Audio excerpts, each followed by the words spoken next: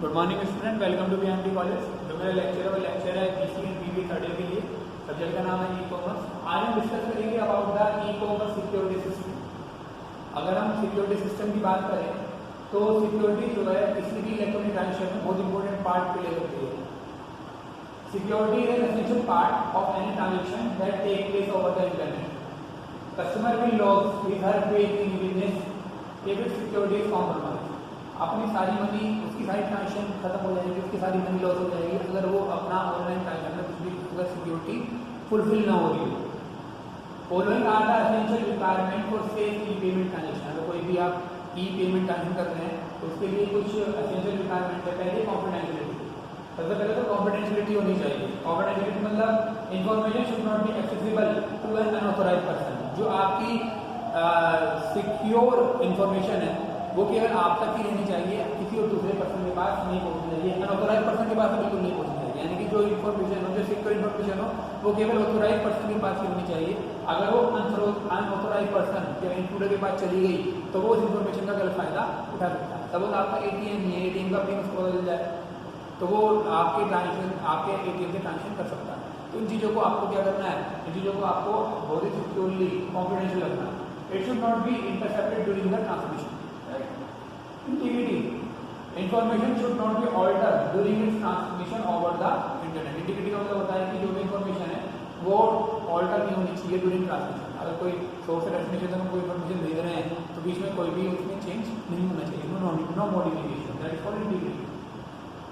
Next आती है availability. Information should be available wherever and whenever required within a time specified. एक time span के दौरान आपकी information जो है वो अवेलेबल होनी चाहिए, कहीं भी और कैसे भी। Authenticity, there should be a mechanism to authenticate a user before giving him an access to the required information. Authenticity का मतलब ये है कि जो ऑथेंटिक पर्सन हो यानी ऑथोराइज्ड पर्सन हो उसको ही इंफॉर्मेशन मिले। ऑथेंटिकेशन, जो ऑथेंटिकेट पर्सन हो वो इंफॉर्मेशन एक्सेस कर सके, उसके अलावा दूसरा पर्सन उस इंफॉर्मेशन को एक्सेस ना कर सके। इसका एग्जाम्पल है जैसे आपने कोई बैंक अकाउंट खोला, उसकी ऑनलाइन बैंकिंग की, तो जैसे आप ऑनलाइन बैंकिंग लोगे तो आपको एक यूजर आईडी पासवर्ड मिलता है। आप अगर यूजर आईडी पासवर्ड सही डालोगे तो जो बैंक आपको आपका अकाउंट एक्सेस करने देगा, अदरवाइज नहीं करने देगा। क्योंकि आप क्यों वो चेक कर रहा है कि जो पर्सन डाल रहा है इन्फॉर्मेशन, जिन लोगों ने पासवर्ड डाल रहा है वो ऑथेंटिकेट किए इसके लिए, यानी कि वो सही पर्सन है या नहीं। नेक्स्ट है non repudiability. It is the protection against the denial of order और denial of payment. Once the sender send a message, the sender should not be able to deny sending the message. Similarly, the recipient of message should not be able to deny the message. मतलब अगर आप कोई मतलब आप मना नहीं कर सकते। अगर आपको कोई रिसिप्ट मांग रहा है, पेमेंट गलती और रिसिप्ट मांग रहा है तो आप नहीं कर सकते, आपको रिसिप्ट देनी पड़ेगी। There is no repeatability. Encryption, information should be decrypted only by an authorized user. Auditability, data should be recorded in such a way that it can be audited for integrity required. So these are the ये security के pillar भी कहलाते हैं सारे सारे। Measures to ensure security, measures are following. पहला encryption, फिर है डिजिटल सिग्नेचर और फिर आता है सिक्योरिटी सर्टिफिकेट। इंक्रिप्शन की बात करें, it is very effective and practical way to safeguard the data. ये इंक्रिप्शन टेक्निक यूज होती है, डेटा को हम ट्रांसमिट करते हैं, यानी कि डेटा एक नेटवर्क के ऊपर जा रहा है, तो जब डेटा जाता है सेंडर से रिसीविंग साइड पर तो इंक्रिप्टेड फॉर्म में जाता है। इंक्रिप्टेड फॉर्म मतलब तो उस डेटा के अंदर कुछ ऐसी एल्गोरिथम लगाई जाती है कि जिससे कि डेटा जो होता है वो इंक्रिप्टेड फॉर्म में कन्वर्ट हो जाता है। यानी डेटा यूजर को ओरिजिनल फॉर्म में दिखाई नहीं देता, वो इंक्रिप्टेड फॉर्म में दिखाई देता है। और जब वो सेंडिंग से रिसीविंग तक होता है तो जो एल्गोरिथम लगाई है उसका उल्टा उन एल्गोरिथम को लगाया जाता है तो ओरिजिनल फॉर्म में आ जाता है, जिससे कि वो सेम मैसेज जो है सेंडर को रिसीविंग साइड पे मिल जाता है। That is called encryption. तो अगर आप डिजिटल सिग्नेचर में भी यूज करते हैं, digital signature ensure the authenticity of the information. Digital signature is an key signature authenticated through encryption and password. Next security certificate is a unique digital ID used to verify the identity of an individual website or user का के लिए हम security certificate use करते हैं। अब इसके बाद आता है सिक्योरिटी प्रोटोकॉल। सिक्योरिटी प्रोटोकॉल इन इंटरनेट, ये सिक्योर ट्रांजेक्शन में यूज होता है। सिक्योरिटी प्रोटोकॉल सबसे पहले यूज होता है सिक्योर सॉकेट लेयर यूज होती है। ये हमारी जितनी ट्रांजेक्शन हम कर रहे हैं उन सब में ये सिक्योर सॉकेट लेयर यूज हो रही है।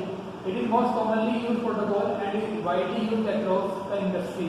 It will follow इसके अंदर ऑथेंटिकेशन होता है, एन्क्रिप्शन होता है, इंटीग्रिटी होती है, नॉन रिपीटेबिलिटी होती है, सारी चीजें होती है हम पढ़ कर आए हैं। तो ये हाईली सिक्योर होता है।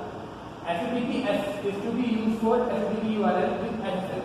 जहाँ पर HTTPS लगा रहेगा, HTTP की कहीं जगह HTTP लगा रहता है, कहीं HTTPS लगा रहता है, तो इसका मतलब है कि वो SSL वो URL with SSL है, यानी सिक्योर सॉफ्टवेयर डेवलपर पे काम कर रहा है।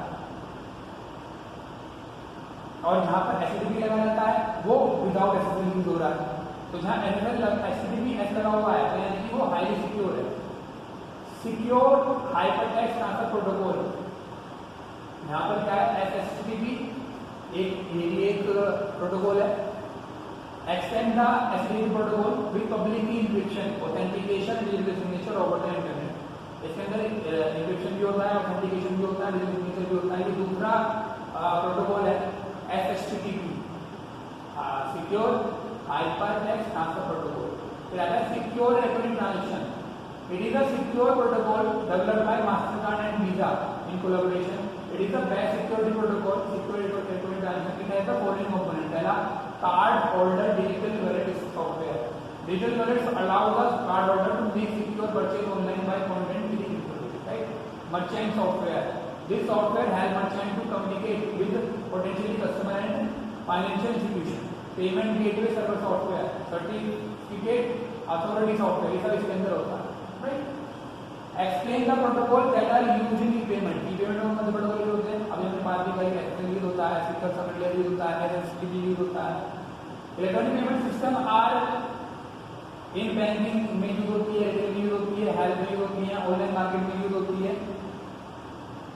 तो यहाँ पर है गवर्नमेंट में anywhere many need to change hand, organization are motivated by the need to deliver product service.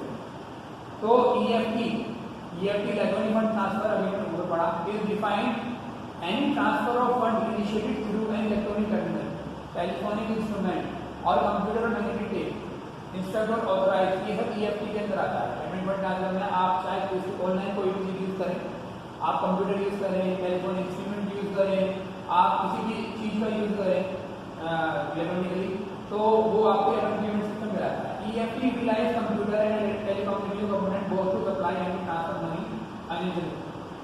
तो यहाँ पर क्या है, बैंकिंग एंड फाइनेंशियल पेमेंट जो होती है वो लार्ज स्केल पर होती है, होलसेल पेमेंट होती है, स्मॉल स्केल और रिटेल पेमेंट होम बैंकिंग होती है।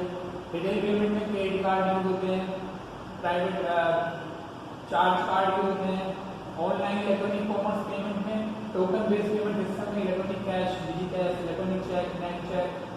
डिजाइनिंग अब हम बात करते हैं क्रेडिट कार्ड बेस्ड सिस्टम में इंक्रिप्टेड क्रेडिट कार्ड यूज होता है, ये सब यूज होते हैं इलेक्ट्रॉनिक पेमेंट सिस्टम में। सारी चीजें यूज करते हैं, डेबिट कार्ड भी यूज करते हैं, क्रेडिट कार्ड भी यूज करते हैं, स्मार्ट कार्ड भी यूज कर सकते हैं, तो सब इलेक्ट्रॉनिक ट्रांसफर में यूज होते हैं।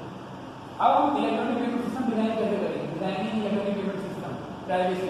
Are user expect to trust in a secure system just as the telephone is a safe and private medium free of wire tap and hacker. Electronic communication must merit equal trust.